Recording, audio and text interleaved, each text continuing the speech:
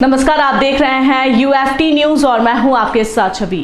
Delhi university के शहीद Bhagat Singh college ने दिल्ली के अंबेडकर सेंटर में G20 कॉन्फ्रेंस का आयोजन किया, जिसमें मुख्य अतिथि के तौर पर आसाम के पूर्व राज्यपाल जगदीश मुखी ने शिरकत की। आपको बताते चलें कि भारत ने हाल ही में G20 की मेजबानी से दिखा दिया है कि क्यों प्रधानमंत्री मोदी के नेतृत्व में भारत विश्व गुरु बनने की ओर अग्रसर है।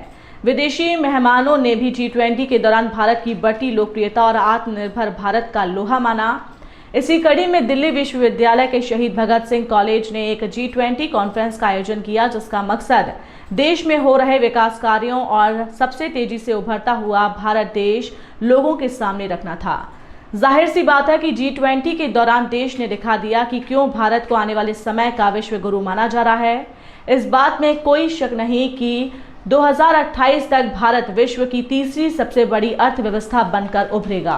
प्रकार से मोदी जी ने एक यूनैनिमिटी से एक अपना वक्तव्य दिया पूरे G8 नेशन की तरफ से, G20 नेशन की तरफ से। ये अब तक के रिकॉर्ड में पहली बार है। हमेशा मतभेद रहते हैं। ये इस बात को सिद्ध करता है कि किस प्रकार से उन्होंने अपना ऑरा बनाया है पूरे वर्ल्ड के अंदर, और जो वो चाहते हैं अपने मेंबर कंट्रीज़ को कन्विंस करके अपनी लाइन पर ले आते हैं। यही एक सबसे बड़ी उपलब्धि मुझे इसके अंदर नज़र आई है। सर, G20 के बाद अब भारत पुरजोर कोशिश कर रहा है UN का एक परमानेंट मेंबर बनने के लिए, और इसके लिए लगातार जो कोशिश है वो भारत की तरफ से भी जारी है। तो क्या लगता है कि आने वाले दिनों में भारत UN का भी परमानेंट मेंबर? मुझे प्रसन्नता है। आज हम कोशिश कर रहे हैं और बहुत विकसित देश हमें चाहते हैं परमानेंट मेंबर बने, बट आई फील सॉरी जब मैं रिकलेक्ट करता हूँ पंडित नेहरू जी को ये कहा गया था US की तरफ से, आप अणु शक्ति के बनाएं, अणु बम बनाएं और आपको परमानेंट मेंबरशिप यहाँ पर देंगे। उस समय हमारे प्रधानमंत्री जी ने इस बात को ठुकरा दिया था और चीन को ऑफर किया था, उन्हें बना दिया था, जिसके आज तक हम भुगत रहे हैं। Thank you sir. Sir, G20 conference का जो है आप आयोजन कर रहे हैं शहीद भगत सिंह कॉलेज की तरफ से, तो जिस प्रकार से G20 का आयोजन भी हुआ, देश ने पूरी विश्व में जो है दुनिया को ताकत दी, तो आज की संतुष्टि का क्या उद्देश्य है? देखिए, जो अभी G20 सम्मेलन का जो आयोजन भारत ने किया और जिसमें हमारे माननीय प्रधानमंत्री जी ने जिस तरह से अगुवाई की, उसमें पूरे देश का, पूरी दुनिया में हमारे भारत का बहुत ही मान सम्मान बढ़ा है। और ये उनकी लीडरशिप का ही नतीजा है कि आज भारत जो है वो एक बड़ा ही डोमिनेटिंग रोल प्ले कर रहा है इस नई एक वर्ल्ड ऑर्डर में, जो कि हम पहले देखते थे कि कुछ ही देश जो थे बड़े पावरफुल देश माने जाते थे और वो दुनिया का जो ऑर्डर है वो डिसाइड करते थे।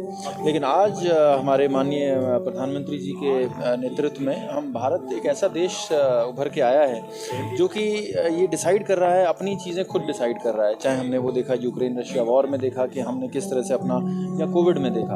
और जो ये मोटो है जो दिया है वसुधैव कुटुंबकम का कि one earth, one family, one future, तो इसको हमारी भारत ने करके भी दिखाया है। और इससे ये एक संदेश भी दिया है कि कैसे हम एक इंक्लूसिवनेस की हम बात करते हैं, हम एक इंसेपरेबिलिटी की बात करते हैं कि अगर हमारा पड़ोसी देश खुश नहीं है तो हम कैसे खुश हो सकते हैं, और ये हम अपने भाव से प्रकट करते हैं। तो हमने शहीद भगत सिंह कॉलेज ने इसी दिशा में चलते हुए इस G20 इंटरनेशनल कॉन्फ्रेंस का आयोजन किया, और ये हमने इस पे विचार विमर्श किया कि किस तरह से भारत जो है अपना एक नई शक्ति उभर के आ रहा है, और कैसे 2047 तक हम एक शक्ति हम बन के आएंगे और एक डेवलप नेशन बनेंगे।